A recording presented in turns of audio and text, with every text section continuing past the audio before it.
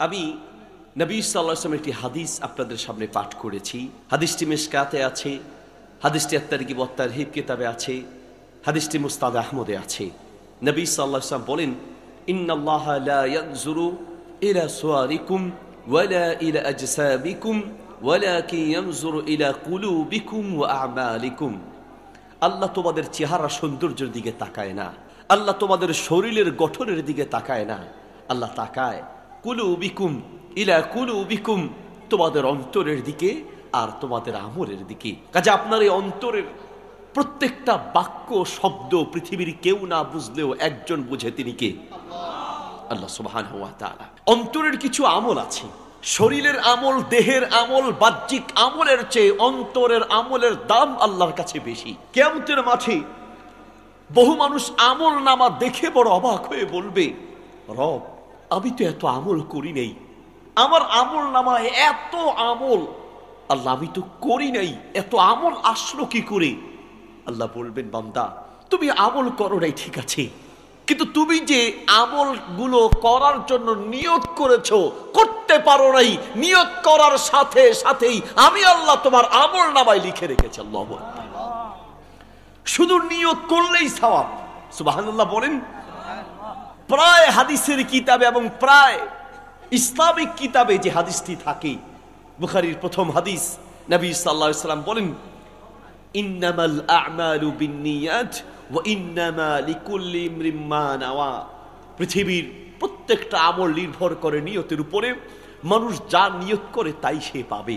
পৃথিবীর মানুষের কাছে কাজ করার পরে প্রতিদান পায়, কাজের হিসাব দেখিয়ে কাজ দেখানোর পরে প্রতিদান দেয়।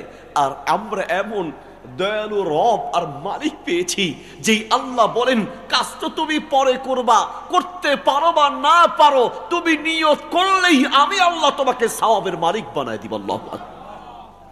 মুসা আলাইহিস সালামের যুগে একবার প্রচন্ড দুর্ভিক্ষ দেখা দিয়েছে, মানুষ অভাবে অনাহারে দিনাতিপাত করছে। একজন লোক মরুভূমি দিয়ে হাঁটছে, হাঁটতে হাঁটতে বালুর মধ্যে হাঁটছে আর মনে মনে নিয়ত করছে, আল্লাহ যদি এই বালু পরিমাণ সম্পদ আমার থাকতো তো সমস্ত সম্পদ আমি এই অভাবী মানুষদের পিছনে বিলিয়ে দিতাম, দান করতাম। যদি আমার এই বালু পরিমাণ সম্পদ থাকতো আমি সব আল্লাহ আমি তোমার রাস্তায় দান করতাম। আল্লাহ তাআলা মুসা আলাইহিস সালামের কাছে ওহী নাজিল করলেন, মুসা আমার যেই বান্দা মনে মনে বলেছে যে এই মরুভূমির বালু সমান সম্পদ থাকলে সে আল্লাহর রাস্তায় দান করতো, আমার রাস্তায় দান করতো, আমার সেই বান্দাকে জানিয়ে দাও মরুভূমির সমান এই পরিমাণ সম্পদ আল্লাহর রাস্তায় দান করলে যে পরিমাণ সওয়াব পেত, সেই পরিমাণ সওয়াব আমি তার আমল নামায় লিখে রেখেছি। কেমন দয়ালু রব পেয়েছি। আমরা তো নামাজ পড়ি, প্রত্যেক ওয়াক্তের প্রত্যেক রাকাতের নামাজে আর রহমান আর রহিম সূরা ফাতিহা পড়ি, আলহামদুলিল্লাহি রাব্বিল আলামিন আর রহমানির রহিম। আপনি যদি আর রহমান আর রহিমটা বুঝে পড়তেন তো আল্লাহি বলছি মাঝে মাঝে হলেও আপনার চোখের পানি বের হওয়ার কথা। সৌদি আরবে হজ করতে গেলে দেখবেন, উমরায় গেলে দেখবেন, আল্লাহ তাআলা তৌফিক দান করুন, আমিন বলুন। দেখবেন যে নামাজের মধ্যে ইমাম কাঁদে, মুক্তাদি কাঁদে, মুসল্লি কাঁদে, নামাজের মধ্যে কান্নার রোল পড়ে যায়, কারণ তারা নামাজটা বুঝে পড়ে। আর আমাদের নামাজে চোখের পানি আসে না, কারণ আমরা নামাজটা বুঝে পড়ি না। নামাজে আপনি যখন পড়ছেন আর রহমান এর মানে কি, আর রহিম মানিটা কি? আর রহমান আলা ওয়াজনি ফাআলান ইয়াদুল্লু আলা কাসরাতি রহমা, ওয়ার রহিম আলা ওয়াজনি ফাইলিন ইয়াদুল্লু আলা দাওয়াম। রহমান মানিও দয়ালু, রহিম মানিও দয়ালু, কিন্তু দুই দয়ালুর মাঝে আসমান জমিনের পার্থক্য আছে। রহমান মানি সবচেয়ে দয়ালু, যার উপরে আর দয়ালু হতে পারে না। আর রহিম মানি চির দয়াময়, যিনি দয়া করেছেন, করছেন, করতেই থাকবেন, সেই আল্লাহর গোলাম আমরা। আল্লাহু আকবার। আমরা সেই আল্লাহকে পেয়েছি। আমরা সেই আল্লাহর দয়াগুলো যদি বুঝতাম, আল্লাহি বলছি মাঝে মাঝে হলেও আপনার কলিজা প্রসারিত হতো, কলিজা আল্লাহর প্রতি ভালোবাসা বৃদ্ধি পেত। আল্লাহ সুবহানাহু ওয়া তাআলা যে কি পরিমাণ দয়া অন্তরে, এই কথা রাখার চেষ্টা করবেন। একটা ইসরায়েলি রওয়ায়াতে এসেছে, মুসা আলাইহিস সালাম তুর পাহাড়ে যাচ্ছেন, যাওয়ার সময় এক মহিলা মুসাকে ডেকে বলছেন, মুসা আনতা কালিমুল্লাহ, তুমি তো আল্লাহর সাথে কথা বলো। ও মুসা, তুমি যখন আল্লাহর কাছে যাবে আল্লাহকে বলবে, আল্লাহ যেন আইয়ার জোকারি ওয়ালাদান, আল্লাহ যেন আমাকে একটা সন্তান দেয়। মুসা আলাইহিস সালাম গেলেন, গিয়ে বললেন, আল্লাহ আপনি আপনার বান্দাকে, আপনার ওই বান্দিকে একটা সন্তান দেন। আল্লাহ তাআলা বললেন, জাআলতু লাহা আকিমান, আমি তাকে বন্ধা বানিয়েছি, তার কোনো সন্তান হবে না, বন্ধার কোনো সন্তান হয় না। মুসা আলাইহিস সালাম এসে বললেন, মহিলা আবার রিকোয়েস্ট করে পাঠালেন, মুসা আরেকবার বলো আল্লাহ যেন আমাকে সন্তান দেয়। 3 বার গিয়ে ফিরে এসে মুসা আলাইহিস সালাম বললেন, আল্লাহ তোমাকে বন্ধা বানিয়েছে, বন্ধার কোনো সন্তান হয় না। মহিলা বাড়িতে চলে গেলেন, ঘরের দরজা বন্ধ করে সেজদায় পড়ে আল্লাহকে ডাকতে লাগলেন, ইয়া রহিম, ইয়া রহিম, হে চির দয়াময় আল্লাহ, তুমি আমার একজন মালিক, তুমি ছাড়া তো আর কেউ নাই যে আমি তার কাছে গিয়ে আমার সন্তানের জন্য আবদার করব। তুমি আমার মালিক, তুমি না দিলে আর কে দিবে? আল্লাহ আমাকে একটা সন্তান দাও, ইয়া রহিম, ইয়া রহিম বলে চিৎকার করে কাঁদে আর আল্লাহর কাছে সন্তান চায়। কিছুদিন পরে এই বন্ধার ঘরে সন্তান হলো। মুসা আলাইহিস সালামের কাছে গেলেন, মুসা আলাইহিস সালাম দেখে তো অবাক, তোমার সন্তান? বলো, হ্যাঁ, হাযা ওয়ালাদি ওয়াল্লাহি, আল্লাহর কসম এটা আমার সন্তান। এক দৌড়ে চলে গেলেন তুর পাহাড়ে। মুসা আলাইহিস সালাম গিয়ে আল্লাহকে বললেন, আল্লাহ তুমি বললেছে বন্ধা, বন্ধার কোনো সন্তান হয় না, আর এখন দেখছি তার সন্তান হলো। মুসা আলাইহিস সালামকে আল্লাহ বললেন, মুসা আমি তাকে বন্ধা বানিয়েছিলাম, কিন্তু সে যখন সেজদায়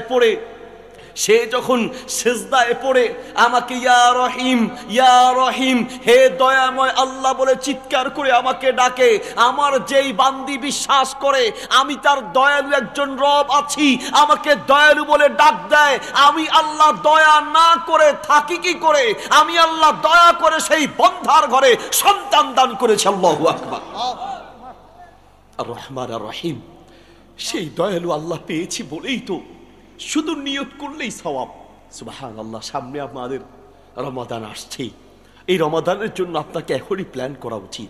রমাদানে কি পরিমাণ তেলাওয়াত করবেন, ভালো যত আমল আছে, তৌফিক থাকলে উমরা করার, রমাদানে উমরা করলে হজের সওয়াব, তৌফিক থাকলে রমাদানে উমরায় চলে যাবেন, অথবা রমাদানে কি কি আমল করবেন আপনি শুধু নিয়ত করেন। ভাই আমার, আল্লাহর কাছে কলিজার টান আর ভালোবাসা যে মানে কত গুরুত্বপূর্ণ।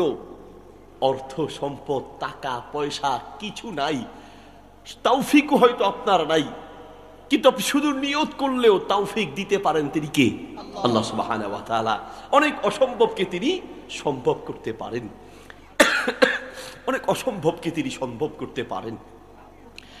ইন্টারনেটে হাসান আব্দুল্লাহ লিখে সার্চ দিলে দেখবেন আফ্রিকার ঘানার একটা লোকের ছবি খুঁজে পাওয়া যায়। হাতে একটা ড্রোন আছে আর শরীরে একটা সাদা আরাবিয়ান জুব্বা আছে। হৃদয়ের টান থাকলে যে কিভাবে সম্ভব হয় আপনাকে তা বুঝাচ্ছি। একদিন সে তার ঘরের সামনে দাঁড়িয়ে আছেন, তার ঘরটা একেবারেই ভাঙাচূড়া, খুব গরিব অসহায় একজন মানুষ। তিনি ঘরের সামনে দাঁড়িয়ে আছেন, একটা ড্রোন নিয়ে তুরস্কের একদল লোক একটা ভিডিও তৈরি করতে তার এলাকায় গিয়েছে। যাওয়ার পরে সেই ড্রোন দিয়ে ভিডিও করছে, রেকর্ড করতে করতে এক সময় ড্রোনটা উড়ে পড়ে গেল। এই যে ক্যামেরা, এগুলো বসে বসে রেকর্ড করছে, আর ড্রোন ক্যামেরা হলো উড়ে উড়ে রেকর্ড করে। প্রচন্ড বাতাস পেলে অনেক সময় ড্রোন মাটিতে পড়ে যায়।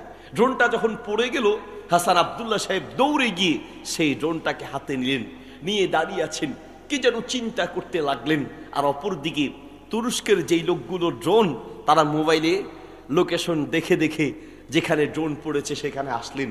এসে হাসান আব্দুল্লাহ সাহেবকে বললেন, ভাই আমাদের ড্রোনটা আপনি উদ্ধার করেছেন, আপনি চাইলে আমরা আপনাকে কিছু পুরস্কার দিতে পারি। হাসান আব্দুল্লাহ সাহেব বলল, ভাই আমার একটা চাওয়া আছে। কি চাওয়া? বলছে যে ছোট্ট একটা ড্রোন আকাশে উঠছে, এর চেয়ে বড় কোনো ড্রোন আছে কিনা যেটা আমাকে নিয়ে উঠতে পারবে, আমি ওটার উপরে বসলে আমাকে নিয়ে উঠবে। তুরস্কের সেই লোকগুলো বলছে, আপনার এই বয়সে উড়ার শখ? বলল, শখ নয় ভাই, উড়ার শখ নয়। চোখের পানি ছেড়ে দিলেন, বলল, ভাই আমি খুব গরিব অসহায় মানুষ, এই যে ভাঙা ঘর দেখছেন, এই ঘরটা আমার ঘর, টাকা নেই পয়সা নাই, কিন্তু আমি যখনই বাইতুল্লাহর কথা শুনি, যখনই হজ উমরার কথা শুনি, আমার কলিজা থরথর করে কেঁপে উঠে। আমার মন চায় আমি যদি আল্লাহর ঘরকে সামনে রেখে একটু সেজদা দিতে পারতাম, সেই কালো গিলাপে মোড়ানো সোনালী অক্ষরে লেখা সেই কাবাকে সামনে রেখে যদি সেজদা দিতে পারতাম, একটু তাওয়াফ করতে পারতাম। আমার মন খুব যেতে চায়, কিন্তু আমি তো অসহায়, টাকা নাই, পয়সা নাই, যাব কি করে? যদি একটা ড্রোন থাকতো, এটার উপরে উঠে বসতাম, আমাকে রেখে বাইতুল্লাহর কাছে ফেলে আসলেই চলবে, নিয়ে আসার দরকার নাই। তুরস্কের সেই লোকগুলো তার কথা ভিডিও করে ইন্টারনেটে ছেড়ে দিলেন। ইন্টারনেটে ছাড়ার পরে বিশ্বের বিভিন্ন ব্যবসায়ীরা তার ঠিকানা খুঁজতে লাগলো, ঠিকানা দেন, তার হজ উমরার দায়িত্ব আমরা নিব। তুরস্কের সরকার বলছে না, এই আল্লাহর পাগলের দায়িত্ব পৃথিবীর কারো হাতে তুলে দেয়া যাবে না। তুরস্কের সরকার সরকারি খরচ দিয়ে, সরকারি সম্মান দিয়ে হজ করিয়ে আবার সরকারি খরচ, সরকারি সম্মান দিয়ে বাড়িতে পৌঁছে দিয়েছেন। টাকা পয়সা অর্থ সম্পদ ছিল না, এক পয়সা খরচ হয় নাই, টাকা পয়সা লাগেও নাই, কলিজার টান থাকলেই সম্ভব হয়, ঠিক কিনা? কলিজার টান থাকলেই সম্ভব হয়। নবী সাল্লাল্লাহু আলাইহি ওয়াসাল্লাম জন্যই বলেন, ইন্নাল্লাহা লা ইয়ানজুরু ইলা সুওয়ারিকুম ওয়ালা ইলা আজসামিকুম ওয়ালাকিন ইয়ানজুরু ইলা কুলুবিকুম ওয়া আমালিকুম। পৃথিবীর মানুষ শোনো, তোমার কলিজার প্রত্যেকটা ভাষা তোমার রব বুঝে।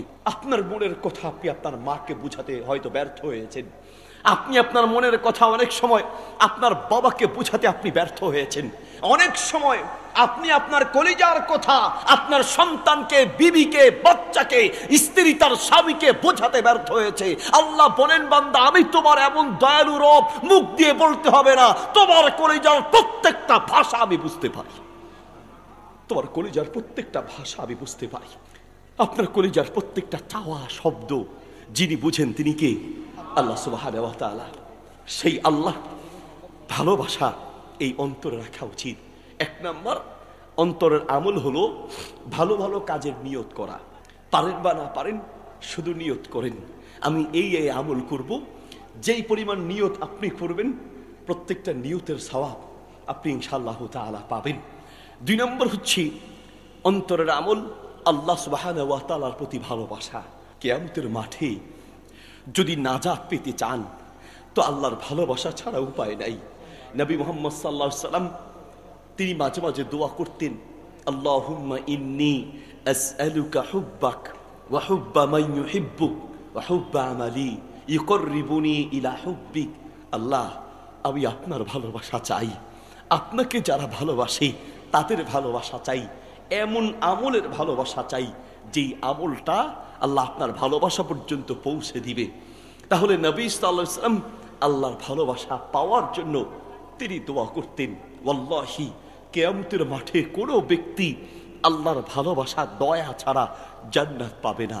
নবী সাল্লাল্লাহু আলাইহি ওয়াসাল্লাম বলেন, কিয়ামতের মাঠে কোনো ব্যক্তি জান্নাত পাবে না বিআমালিহি, তার আমল দেখিয়ে, ওয়ালা আনা, আল্লাহ নবী বলেন আমিও আমার আমলের বিনিময়ে জান্নাত পাবো না, ইল্লা বিরহমাতিহি, কেউ যদি জান্নাত পায় তবে আল্লাহর রহমতের কারণেই পাবে, কেউ নিজের আমল দেখিয়ে জান্নাত পাবে না। কিয়ামতের মাঠে কিভাবে আল্লাহ দয়া করে জান্নাত দিবেন তারও কিছু দৃষ্টান্ত হাদিসের কিতাব এসেছে, আত-তারগিব ওয়াত-তারহিব কিতাব এসেছে।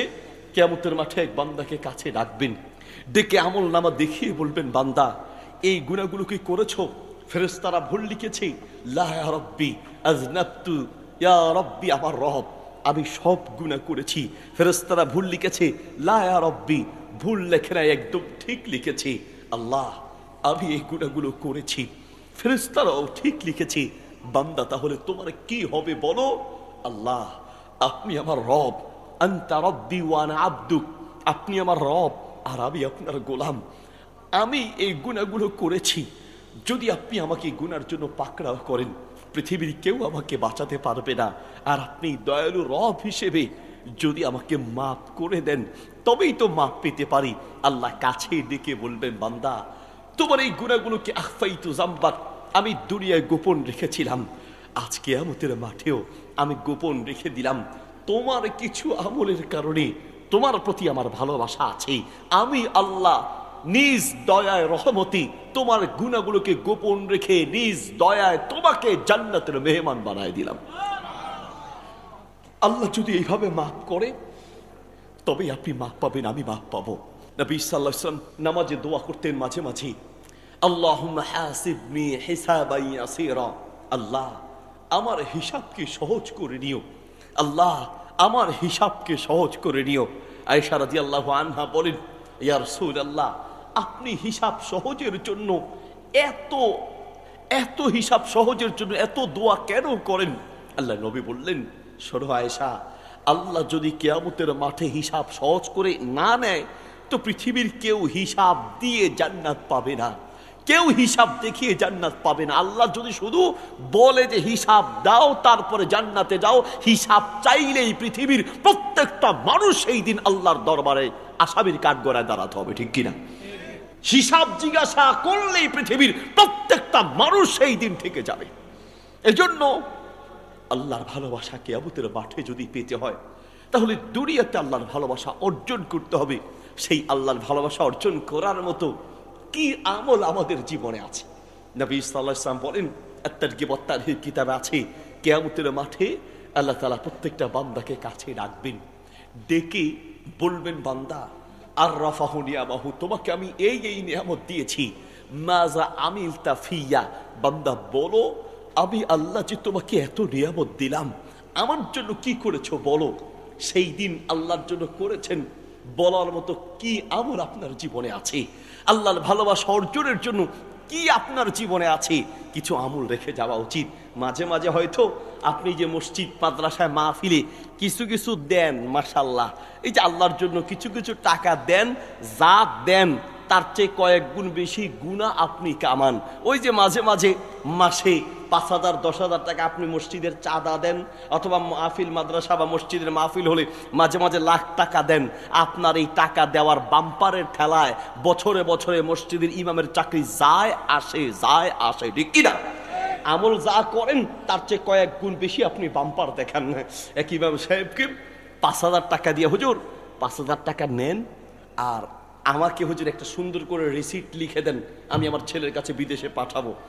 তো চাচাকে সুন্দর করে রিসিটটা লিখলেন, একদম ধীরে ধীরে ইমাম সাহেব লিখলেন, জনাব অমুক সাহেব, শুরু দিয়ে জনাব লিখলেন, আবার শেষে সাহেব লিখলেন। কারণ নামের শুরুতে জনাব দিলে শেষে সাহেব লাগে না, কিন্তু চাচাকে খুশি করার জন্য শুরুতে জনাব আবার শেষে সাহেব, তাও চাচা খুশি হয় নাই। চাচার মেজাজ গরম, ইমাম সাহেবকে ডাক দিয়া, হুজুর বেশি কথা বলেন, বেশি আপনারা হুজুরের গো বিবেক আল্লাহ দেয় নেই, একটা নাম হুজুর ঠিক মতো লিখতে পারলেন না, চাপা তো মারেন লম্বা লম্বা, নামটা ঠিক মতো লেখেন নাই।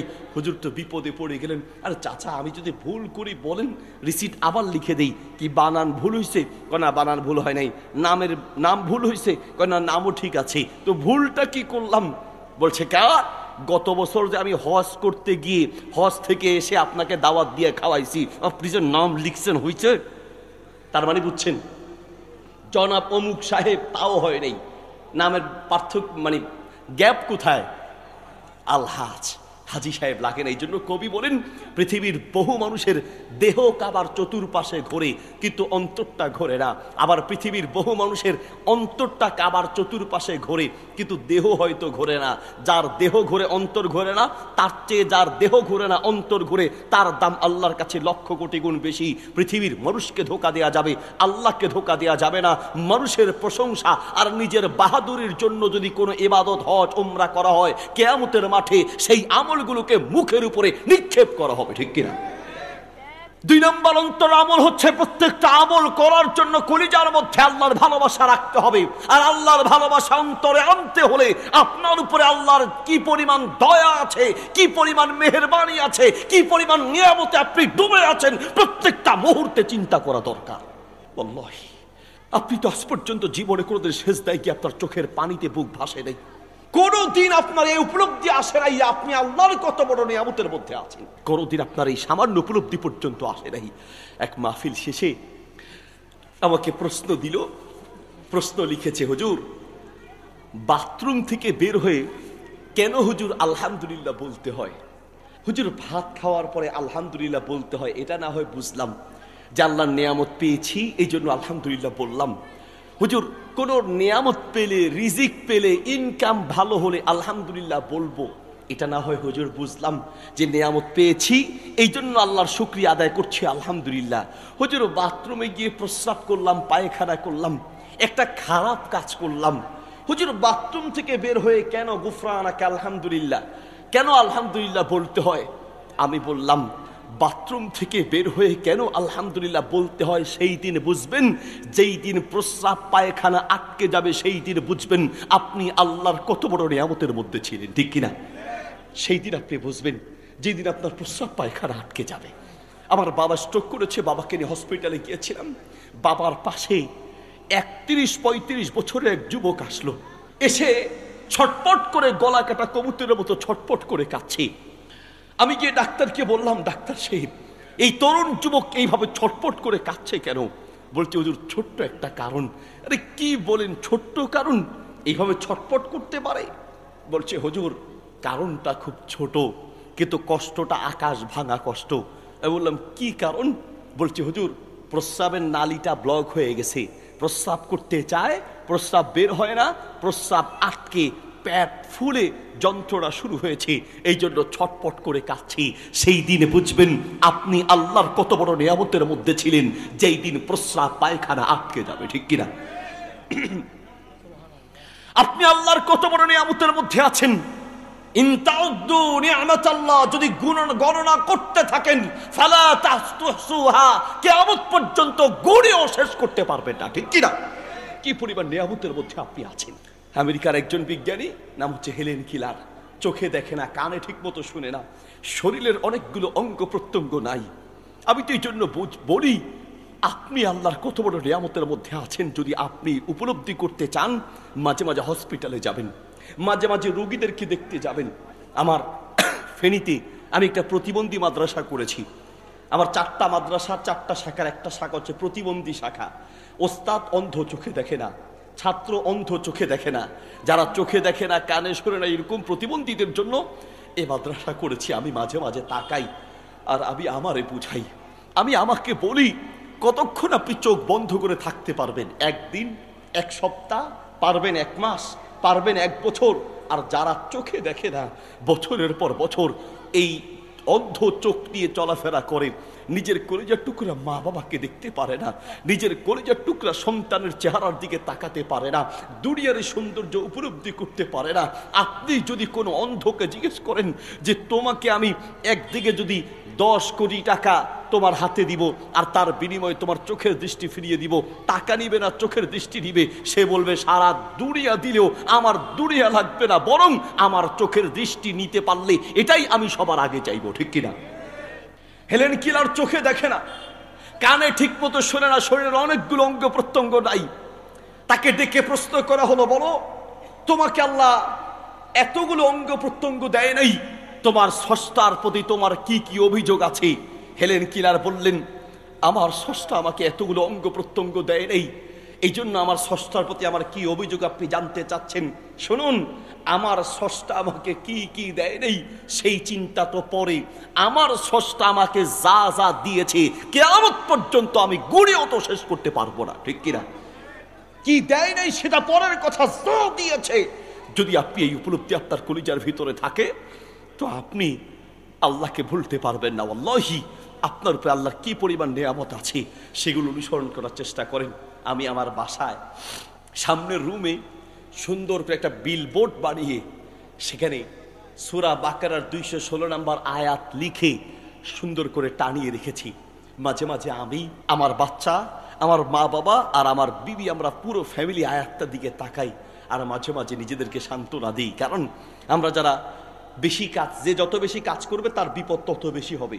যেহেতু মাদ্রাসা বেশি বা আমাদের আলহামদুলিল্লাহ দাওয়াতি কাজ বেশি, তো আমাদের শত্রুর সংখ্যাও বেশি হবে, মাঝে মাঝে বড় বড় বিপদ আসে। তো আমরা মাঝে মাঝে আমাদেরকে সান্ত্বনা দিই। নবী সাল্লাল্লাহু আলাইহি ওয়াসাল্লাম বলেন আসাদুন্নাসি বালাআন আল আমবিয়া ফাল আমসাল সুম্মাল আমসাল, এই পৃথিবীতে সবচেয়ে বেশি নির্যাতিত আর বিপদগ্রস্ত ছিলেন নবী রাসূলগণ। নবী রাসূলের আদর্শের সাথে যার আদর্শ যত বেশি মিলবে সে তত বেশি দুনিয়ায় বিপদগ্রস্ত হবে। এজন্য যে যত বেশি কাজ করবে, যার দাওয়াতি কাজের পরিধি যত বেশি হবে, তার বিপদ আপদ তত বেশি হবে। একটা সমুদ্রে যে পরিমাণ ঢেউ আছে, একটা পুকুরে সেই পরিমাণ ঢেউ নাই। একটা পুকুরের ঢেউয়ের চেয়ে একটা নদীর ঢেউ আরো বেশি, নদীর ঢেউয়ের চেয়ে সমুদ্রের ঢেউ আরো বেশি, আরো বড়। কাজ যত বেশি, ধাক্কা তত বেশি আসবে, তত বড় বড় আসবে। তো আমি যে আয়াতটা লিখে রেখেছি, আয়াতটা হচ্ছে আসা আন তাকরাহু শাইআন ওয়া হুয়া খায়রুল লাকুম ওয়া আসা আন তুহিব্বু শাইআন ওয়া হুয়া শাররুল লাকুম। বান্দা, মাঝে মাঝে তুমি আমার কাছে চাও একরকম আর আমি দেই আর এক রকম। আমার কাছে চাও, আমি দেই না বলে তুমি প্রচন্ড রাগ করো। বান্দা, মনে রেখো, তোমার চাওয়ায় ভুল থাকতে পারে, তোমার সিদ্ধান্তে ভুল থাকতে পারে, তবে মনে রেখো আমি আল্লাহর প্রত্যেকটা সিদ্ধান্তের মধ্যেই মানবতার কল্যাণ আছে, ঠিক কিনা? তোমার বুঝে ভুল থাকতে পারে, আল্লাহর সিদ্ধান্তে কোনো ভুল নাই। আমার বড় ছেলে মাহমুদ আলী, যার বক্তব্য আপনারা ইন্টারনেটে অনেকে দেখেছেন, আমাকে একবার ফিলিস্তিনের এক লেখক আল্লামা সারকাবির একটা বই এনে দিয়ে বলছেন, বাবা বইটা পড়েন, এখানে অনেকগুলো শিক্ষণীয় কথা আছে। তা আমি সেই বইয়ের একটা পৃষ্ঠা পড়ে সত্যি যেন আমার নতুন করে আমার মধ্যে একটা উপলব্ধি, একটা শিক্ষা তৈরি হয়েছে। সেটা কি? একটা জাহাজ ডুবে গেল, জাহাজের মানুষগুলো মারা গেলেন, একটা লোক অনেক কষ্টে একটা কাঠ ধরে ধরে সাঁতার কেটে কেটে নদীর পাশে গিয়ে নিজের জীবনটা বাঁচালেন। খাওয়ার জন্য ফলমূল খুঁজে খুঁজে খায়, আর সমুদ্র থেকে মাছ শিকার করে পাথরের উপর পাথর বাড়ি দিয়ে আগুন ধরিয়ে সেই মাছ কাবাব বানিয়ে খায়। পাথরের উপর পাথর জোরে বাড়ি দিলে দেখবেন আগুন ধরে। আর অনেক কষ্টে শুকনো ডালপালা খুঁজে নিয়ে এসে একটা ঘর বানালেন, সেই ঘরে তিনি রাতের বেলা ঘুমান। একদিন সমুদ্র থেকে মাছ শিকার করে যখন পাথরের সাথে পাথর বাড়ি দিয়েছে, মাছ শিকার করে মাছে আগুন ধরাতে গিয়ে আগুন ধরে গেল ঘরে। ঘরে আগুন লেগে শুকনো ডালপালা পেয়ে একদম সমানে আগুন জ্বলতে থাকলো। আগুন জ্বলতে দেখে লোকটা বড় অবাক হয়ে তাকিয়ে আছে, চোখের পানি ছেড়ে দিয়ে আল্লাহকে দোষারোপ করতে লাগলেন, আল্লাহ তুমি আমার সব নিয়ে গেলা, শেষ পর্যন্ত তুমি আমার এই ঘরটাও নিয়ে গেলা, তো আর আমাকে রেখে লাভ কি? আমাকে যেহেতু আমার ঘরটাও নিয়ে গেলা, পরিবার থেকে আলাদা, সব শেষ, অনেক কষ্টে ঘরটা বানালাম, এই ঘরটাও তুমি আগুন দিয়ে জ্বালিয়ে দিলে, তো আর আমাকে রেখে লাভ কি? আল্লাহ আমাকে নিয়ে যাও। রাগ করে ওই জ্বলন্ত ঘরের পাশে ঘুমায় গেলেন। আল্লাহ আমি ঘুমিয়ে যাচ্ছি, এই ঘুমে আমাকে দুনিয়া থেকে নিয়ে যাও। খুব রাগ করলেন। ঘুমের মধ্যেই হঠাৎ জাহাজের আওয়াজ শুনতে পেয়ে ঘুম থেকে চমকে উঠলেন। দুইজন লোক জাহাজ থেকে এসে লোকটাকে ধরে বলল, ভাই চলেন, আমাদের সাথে চলেন। লোকটা ঘুম থেকে উঠে চোখ মুছতে মুছতে বলছে, ভাই আপনারা কি মানুষ না ফেরেশতা? আরে বাবা, আমরা মানুষ, ফেরেশতা কেন হব? আমি যেখানে আছি আপনারা জানলেন কি করে? সেই দুইজন লোক বলল, আসলেই তো ঠিক, আপনি যেখানে আছেন আমরা তো জানার কথা নয়, আমরা জানলাম কি করে? আসলে আমরা জাহাজ নিয়ে একটু দূর থেকে যাচ্ছিলাম, যাওয়ার পথে দূর থেকে আমরা দেখলাম এখানে ধোঁয়া উঠছে, ধোঁয়া। আমরা শুনেছিলাম যে এখানে আশেপাশে কোথাও একটা জাহাজ ডুবেছে, ধোঁয়া উঠতে দেখে আমাদের ধারণা হয়েছে কিছু মানুষ হয়তো জীবিত আছে, জাহাজটাকে কাছে এনে উদ্ধার করতে আসলাম। ধোঁয়া না দেখলে এখানে যে আপনি আছেন আমরা বুঝতাম না। লোকটা বলল, ভাই আমাকে একটু ছেড়ে দেন। অজু করে সেজদায় পড়ে আল্লাহকে বলতে লাগলেন, আল্লাহ আমি না বুঝে তোমার উপরে রাগ করেছি, আমি মনে করেছি তুমি আগুন জ্বালিয়ে আমাকে ধ্বংস করে দিয়েছো, অথচ না, এই ঘরে আগুন না লাগলে তারা তো দূর থেকে ধোঁয়া দেখতো না আর আমাকে উদ্ধার করতে আসতো না। আমি ভুল বুঝেছি আল্লাহ, আমারটা ভুল ছিল, তোমারটাই ঠিক ছিল। আল্লাহু আকবার। বলতে চাচ্ছিলাম যে আপনার উপরে আল্লাহর কি পরিমাণ দয়া, মায়া, ভালোবাসা, নিয়ামত আছে। যত বেশি আপনি স্মরণ করবেন তত বেশি আপনার অন্তরে আল্লাহর প্রতি ভালোবাসা সৃষ্টি হবে। কিন্তু আমরা যে এত নিমক হারাম, আল্লাহ তাআলা বলেন, ইন্নাল ইনসানা লিরাব্বিহি লাকানুদ, মানুষের চেয়ে নিমক হারাম কোনো জাতি পৃথিবীতে নাই। মানুষের চেয়ে বেঈমান, মানুষের চেয়ে। আপনি আপনার বিবেককে প্রশ্ন করেন, রাতের বেলা আপনি যখন ঘুমাতে গেলেন, মশারির ছোট্ট ছিদ্র দিয়ে মাঝে মাঝে মশা ভিতরে ঢুকে যায়। কখনো কি চিন্তা করেছেন মশারির এই ছোট্ট ছিদ্র দিয়ে মশা ভিতরে গেল, মশারির ছিদ্রের চেয়ে আপনার কানের ছিদ্র আরো বড়, নাকের ছিদ্র আরো বড়, নাক আর কানের এত বড় ছিদ্র দিয়ে মশা ভিতরে যায় নাই। কারণটা কি? আল্লাহ বলেন বান্দা ইয়াহফাজুনাহু, তোমাকে চতুর্পাশে পাহারা দেওয়ার জন্য আমি আল্লাহ ফেরেশতা নিয়োজিত রেখেছি। তুমি ঘুমাও, তোমাকে রেখে সারা দুনিয়া ঘুমায়, আর আমি আল্লাহ তোমাকে পাহারা দিয়ে রাখি। আল্লাহু আকবার। ওয়াজআলনা নাওমাকুম সুবাতা, তুমি যে কত বড় নিমকহারাম। তুমি যখন রাতে ঘুমাতে গিয়েছো, আল্লাহ বলেন পৃথিবীর কোনো মানুষের হাতে ঘুম নাই। যার টাকা পয়সা যত বেশি, অর্থ ক্ষমতা যত বেশি, তার ঘুমের কষ্ট তত বেশি। ঘুম মানুষের হাতে নেই। যদি থাকতো তাহলে ঘুমের ঔষধ খাওয়া লাগতো না। ঘুমের ঔষধ খেলেও অনেক সময় ঘুম আসে না। হুজুর অনেক চেষ্টা করি রাতে ঘুমাতে পারি না। আল্লাহ বলেন বান্দা ওয়াজআলনা নাওমাকুম সুবাতা, আমি আল্লাহ তোমাকে দয়া করে ঘুম বানিয়ে দিয়েছি। শোনো, রাতে ঘুমাতে গিয়েছো, আল্লাহ যদি চাইতো আপনার পেটে ডিস্টার্ব করে দিত, বাথরুমে যাওয়া লাগতো, ব্রেনটা ঘুরায় দিত, মানসিক হসপিটালে যাওয়া লাগতো, স্ট্রোক করায় দিত, হসপিটালে যাওয়া লাগতো। আল্লাহ বলেন না, আমি আল্লাহ দয়া করি তোমাকে আরাম দিয়ে ঘুম বানিয়ে দিয়েছি। রাতের 11টা 12টা 1টা 2টা 3টা 4টা 7, 4টা থেকে 5টা, প্রায় 8 ঘন্টা। আল্লাহ বলেন আমি তোমাকে বড় মায়া করে ভালোবেসে 8 ঘন্টার আরাম দিয়েছি। আমি রাতের বেলা তোমাকে 8 ঘন্টা আরাম দিলাম, আর তুমি 8 ঘন্টা পরে 2 রাকাত ফজরের 4 রাকাত ফজরের নামাজ পড়ার জন্য 20 মিনিট সময় আমাকে দিতে পারো নাই। আমি তোমাকে 8 ঘন্টার আরাম দিয়েছি, আর আমার জন্য ফজরের সময় 20 মিনিট সময় দিতে পারো নাই। তুমি মানুষ হতে পারো নাই, তোমার চেয়ে নিমকহারাম কেউ হতে পারে না, ঠিক কিনা? তোমার চেয়ে নিমকহারাম কেউ হতে পারে না। আমি জানি না আমি কিভাবে বললে আবার কথাগুলো আপনার কলিজা পর্যন্ত যাবে, কোন শব্দ আর বাক্য দিয়ে বললে যে আপনি বুঝবেন। একটু নিজেকে পাল্টান, একটু নিজেকে পরিবর্তন করেন, কলিজায় আল্লাহর ভালোবাসা আনার চেষ্টা করেন। অন্তরের 2 নাম্বার আমল আল্লাহর ভালোবাসা। নাম্বার 3 নাম্বার অন্তরের আমল হচ্ছে আল্লাহর ভয়। ভাই আমার, আল্লাহর ভালোবাসার পাশাপাশি যার অন্তরে যত বেশি আল্লাহর ভয় থাকবে, সে তত বেশি আল্লাহর পথে চলতে পারবে, গুনাহের পথ থেকে বাঁচতে পারবে। আল্লাহর ভয় কাকে বলে?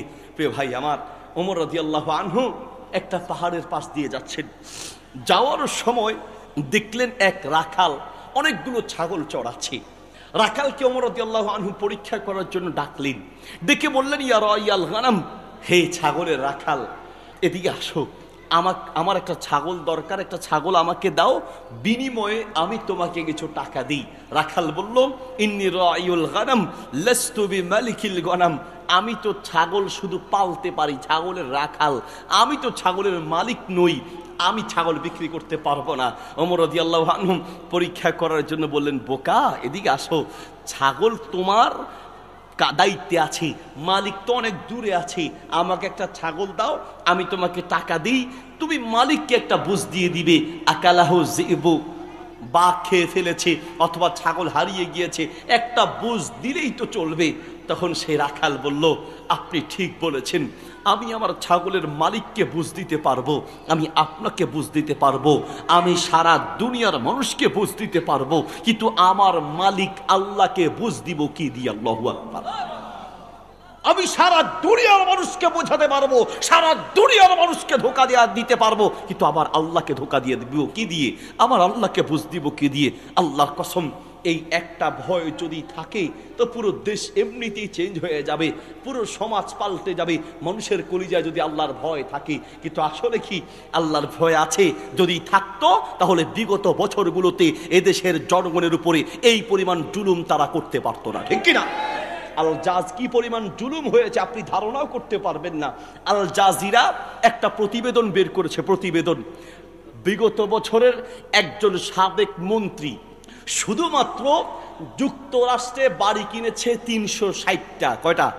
360টা বাড়ি কিনেছে শুধু যুক্তরাষ্ট্রে, প্রায় 4000 কোটি টাকার বাড়ি কিনেছে যুক্তরাষ্ট্রে। এবার ইন্দোনেশিয়া, এবার মালয়েশিয়া, এবার বিশ্বের অন্যান্য রাষ্ট্র খুঁজতে দেখবেন যে কি পরিমাণ হাজার হাজার কত লক্ষ কোটি টাকা বিদেশে পাচার করেছে। ওই জালেমরা এদেশ থেকে যেই পরিমাণ টাকা বিদেশে পাচার করেছে, ওই টাকা যদি বাংলাদেশে থাকতো তো এইরকম কয়েকটা বাংলাদেশ নতুন করে আবার গঠন করা যেত, ঠিক কিনা? ওই জালেম এক জোড়া জুতা বানাতো, সেই জুতা তৈরি করতে 4 মাস সময় লাগতো, কারণ সে উট পাখির চামড়া আর কুমিরের চামড়া দিয়ে জুতা তৈরি করত। বিগত বছরের আর এক জালিম সাবেক মেয়র, ঢাকার এক মেয়র, তার ব্যাপারে ইনকেলাব পত্রিকায় এসেছে, বাড়ি থেকে তার অফিসে একবেলা খাবার আনার জন্য একটা সরকারি টাকায় সে গাড়ি কিনেছে, আবার সেই গাড়ি কেনার জন্য গাড়ির তেলের খরচ বাবদ নিয়েছে 28,05,000 টাকা। শুধু দুপুরের একবেলা খাবার বাড়ি থেকে অফিসে পাঠানোর জন্য তেলের খরচ বাবদ নিয়েছে 28,05,000 টাকা। এই টাকা তো আর দেশে রাখে নাই, অধিকাংশ জালেমরা টাকা বিদেশে পাচার করে দিয়েছে। ওই টাকা ওদের বাপদাদার টাকা নয়, ওই অর্থ সম্পদ টাকা পয়সা এদেশের মানুষের, এদেশের জনগণের রক্ত চোষা টাকা পাচার করেছে, ঠিক কিনা? অথচ ওদের ধারণা নাই। আমরা তো এই জন্য বলি এদেশে আর একটা পরিবর্তন দরকার। সেই পরিবর্তন হলো স্কুল কলেজ ভার্সিটিতে আল্লাহর কোরআন বাধ্যতামূলক করা উচিত। নবীর ইতিহাস, সাহাবীদের ইতিহাস, নবী আলাইহিস সালামগণ তাদের ইতিহাস বাধ্যতামূলক করা উচিত। আমাদের স্কুল কলেজ ভার্সিটির বাচ্চাদেরকে শেখানো উচিত একজন মন্ত্রী, একজন এমপি, একজন রাষ্ট্রপ্রধানের আদর্শ কি হওয়া উচিত।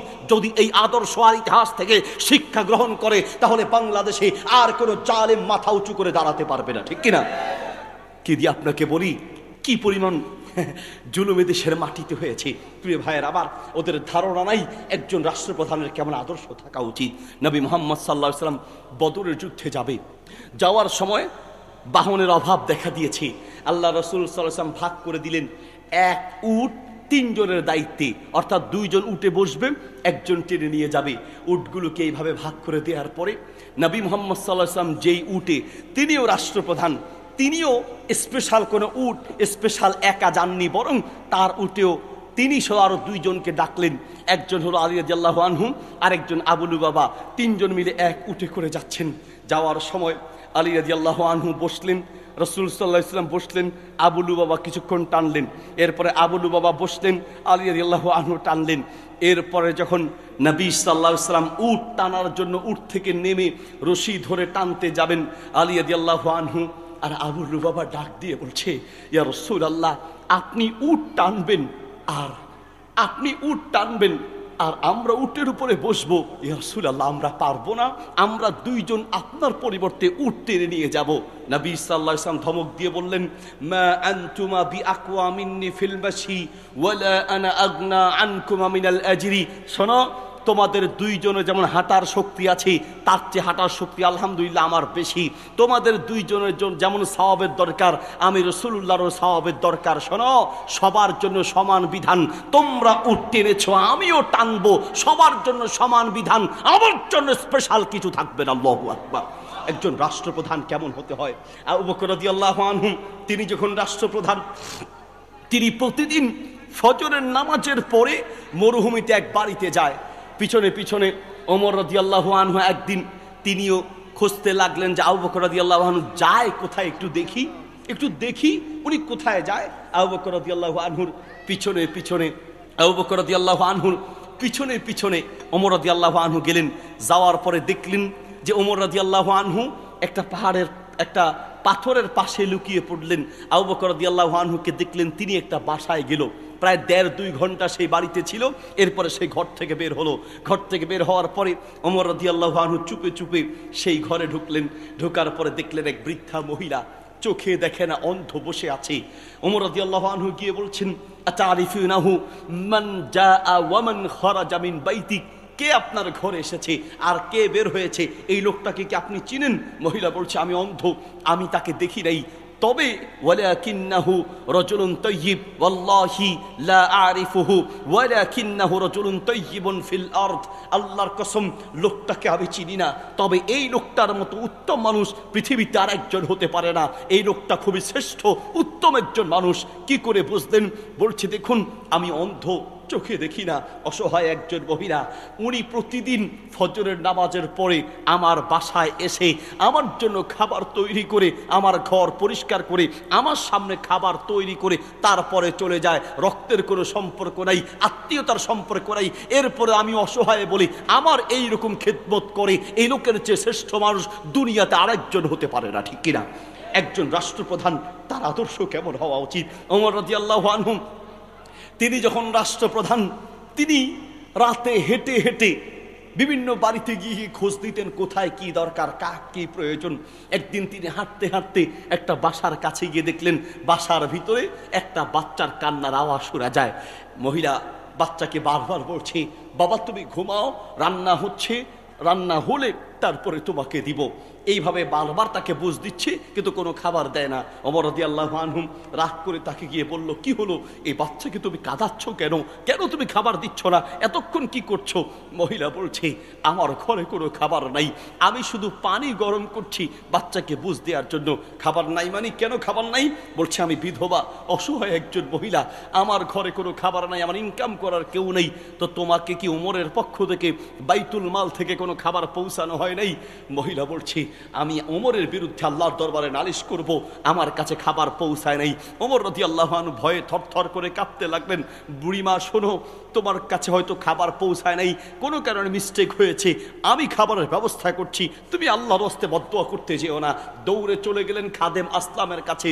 আসলামকে বললেন, আসলাম তাড়াতাড়ি ঘুম থেকে উঠো, উঠো, আমাকে একটু চাবিটা দাও। খাদ্য গুদামের চাবি নিয়ে দুইজন দৌড়াতে দৌড়াতে গিয়ে খাদ্য গুদাম খুলে আসলামকে বললেন, আসলাম একটা আটার বস্তা আমার পিঠে উঠায়া দাও, আমি এই মহিলার বাড়িতে পৌঁছে দেই। আরে কি বলছেন, আনতা আমিরুল মুমিনিন, আপনি হলেন রাষ্ট্রপ্রধান আমিরুল মুমিনিন, আর আপনি আটার বস্তা কাঁধে নিয়ে টানবেন? এটা হতে পারে না। ওমর রাদিয়াল্লাহু আনহু বললেন, আসলাম আজ তুমি দুনিয়াতে আমার বোঝা পিঠে নিতে রাজি হচ্ছ, কিন্তু কিয়ামতের মাঠে আল্লাহ যখন আমার দায়িত্বের বোঝা আমার পিঠে উঠায়া দিবে, আসলাম তোমাকে খুঁজে পাওয়া যাবে না। আমি যে কেন এই মহিলার কাছে খাবার পৌঁছাতে পারলাম না, বাচ্চার যে কেন কষ্ট করলো, এই উত্তর যদি কিয়ামতের মাঠে জিজ্ঞেস করে আমি কি জবাব দিব? আসলাম আটার বস্তা পিঠে উঠায়া দাও, আমি যখন আটার বস্তা নিয়ে হাঁটবো আমার আল্লাহ দেখলে দয়া হবে, এই উসিলায় আল্লাহ আমাকে মাফ করে দিবে। আল্লাহু আকবার। সম্মানিত উপস্থিতি, বলতে চাচ্ছিলাম যে আল্লাহু আকবার, তিনটা জিনিস অন্তরে আমলের কথা বলেছি। এক, আমরা ভালো কাজে নিয়ত করবো, রাজি আছি ইনশাল্লাহ। বাড়িতে গিয়ে আজ থেকে সামনে রমাদান কি আমল করবেন এখন থেকে নিয়ত করবেন। দুই, আল্লাহর প্রতি ভালোবাসা অন্তরে বাড়ানোর চেষ্টা করবেন, তাহলে দুনিয়ার নাজাত তো আছেই, আখেরাতের নাজাত সহজ হয়ে যাবে ইনশাল্লাহ। আর আল্লাহর ভালোবাসা অন্তরে বৃদ্ধি করার জন্য আমাদের উপরে আল্লাহর যে দয়াগুলো আছে সেই দয়াগুলো অনুসরণ করতে হবে। আপনি বেঁচে আছেন, জীবিত আছেন, হাঁটতে পারছেন, চলতে পারছেন, সুস্থ আছেন, এই সবগুলো কার নিয়ামত? আল্লাহ সুবহানাহু ওয়া তাআলার নিয়ামত। প্রিয় ভাইয়ের আমার, 3 নম্বর হচ্ছে আমরা আমাদের অন্তরে আল্লাহর ভয় জাগ্রত করার চেষ্টা করব।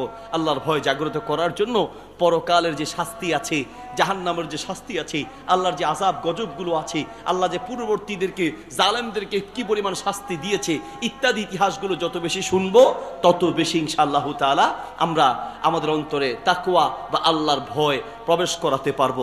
আল্লাহ তাআলা আমাদের অন্তরে আমলগুলো করার তৌফিক দান করুন। জাযাকুমুল্লাহ খাইর।